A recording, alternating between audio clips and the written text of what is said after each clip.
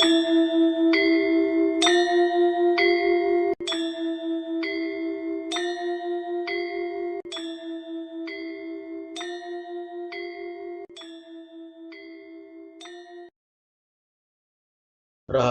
Sagung Dumadi, Sobat Mojo Nusantara, mari kita lanjutkan perbincangan kita tentang sejarah Mojopahit yang mana akan disampaikan oleh narasumber kami, yaitu beliaunya Romo Suryo Romelan yang tinggal di Trowulan, Mojokerto, Jawa Timur. Dan untuk subtema selanjutnya atau subtopik selanjutnya, yaitu kita lanjutkan dengan bahasan mengenai puncak kejayaan Mojopahit yang mana akan disampaikan oleh Romo Suryo. Waktu dan tempat dipersilahkan.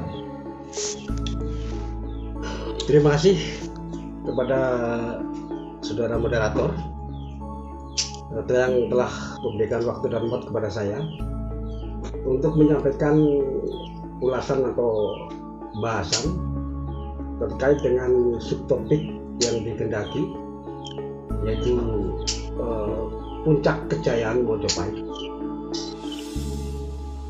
Sebelum kami menyampaikan ulasan dan bahasan, maka terlebih dahulu saya haturkan panganjali umat Rahayu Sagung Dumadi, Om Swastiastu, Om Namo Buddhaya, Assalamualaikum warahmatullahi wabarakatuh, salam sejahtera, salam. Para pemirsa yang kami muliakan dan kami banggakan, pada kesempatan waktu ini atau saat sekarang kita akan mencoba menggali jejak-jejak historis atau jejak-jejak sejarah dengan satu kemasan subtopik puncak kejayaan Mojopahit, di mana pada penyampaian terdahulu bahwa kita sudah telah mahum atau sudah dibahas tentang apa latar belakang berdirinya Mojopahit, kemudian bagaimana proses berdirinya Mojopahit, kemudian sejarah dan perkembangan Mojopahit sehingga mencapai puncak kejayaan. Pada kali ini akan saya sampaikan tentang puncak kejayaan Mojopahit. Puncak kejayaan Mojopahit ini dicapai melalui satu perjuangan yang heroik juga, yang dilakukan atau berjalan taktis pada masa kekuasaan Prabu Hayam Wuruk, raja keempat daripada Mojopahit. Ya, Raja Hayam Wuruk diangkat menjadi raja atau dinobatkan menjadi raja menggantikan ibundanya yaitu Tribhuwana Tunggadewi pada tahun 1350 Masehi. Ya.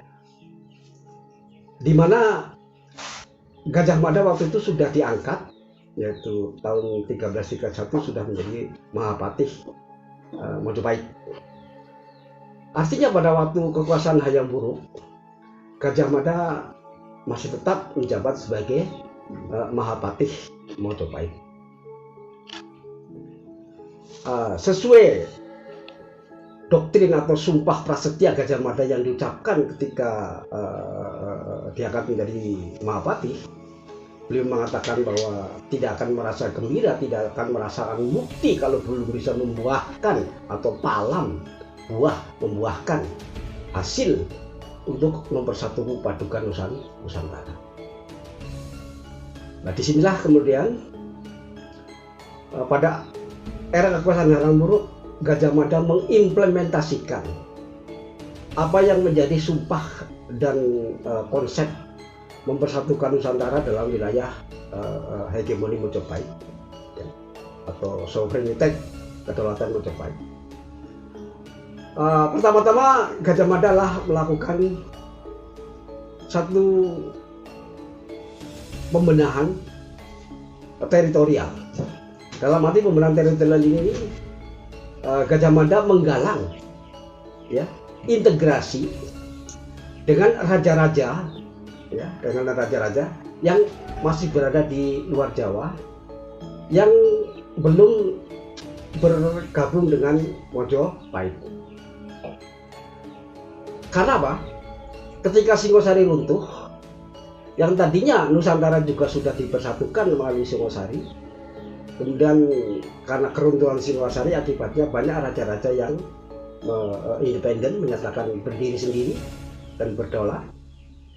Sehingga di sini Gajah Mada menangkap hal itu, maka perlu dilakukan satu rekonstruksi dengan sistem diplomasi dan integrasi atau diplomatik integratif. Jadi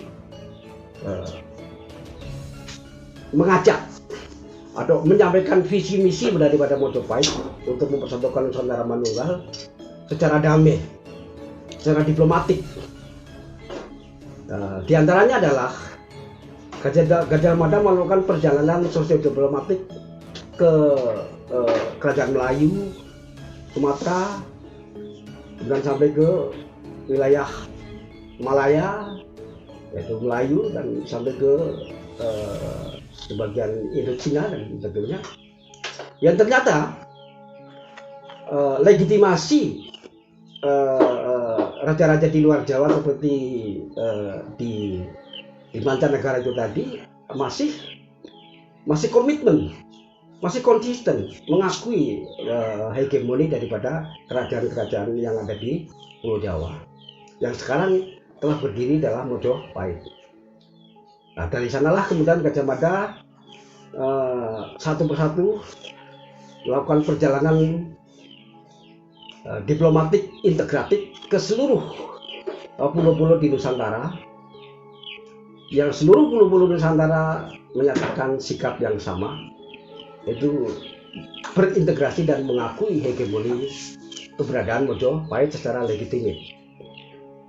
Salah satu contoh diantaranya adalah kerajaan di luar Jawa yang Balelo atau kerja mengadakan merdeka sendiri, antara lain Kerajaan Bali kuno, yang waktu itu adalah rajanya adalah Sri Atsura Ratna Bumi Banten, ya. Patihnya Kebo Iwe, ya,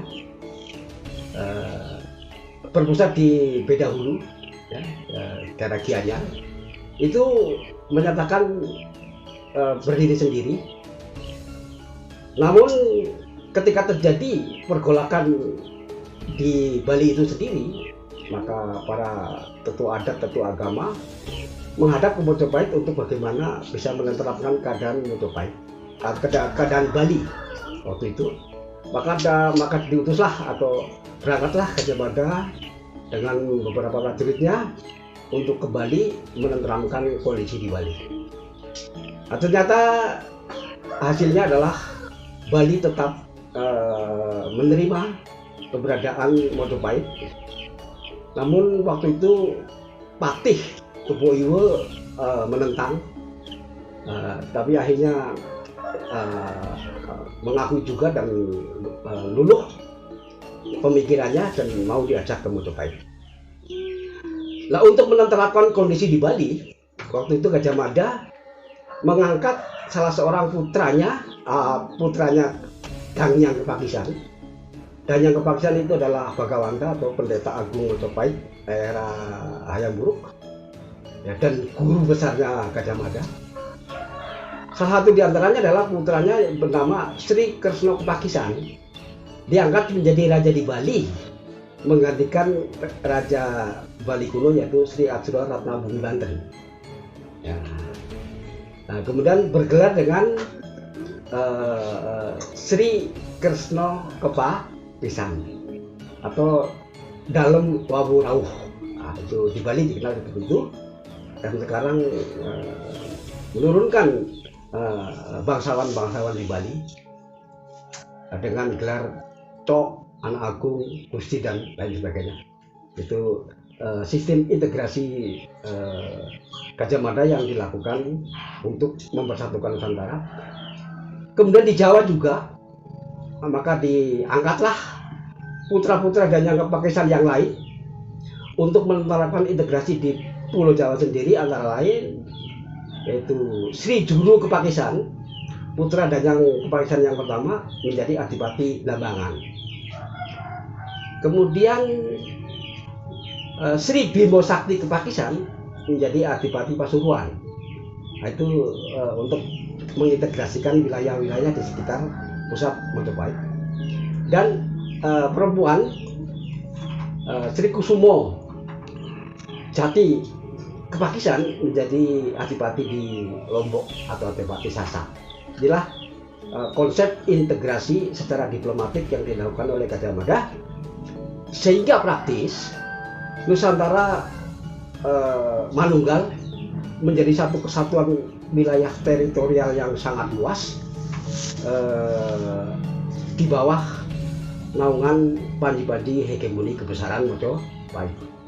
Di sanalah kemenangan atau kejayaan, berarti kemenangan atau kebesarannya daripada Majapahit melalui konsep spirit Amukti Palapa yang dilaksanakan dengan strategi diplomasi dan integrasi.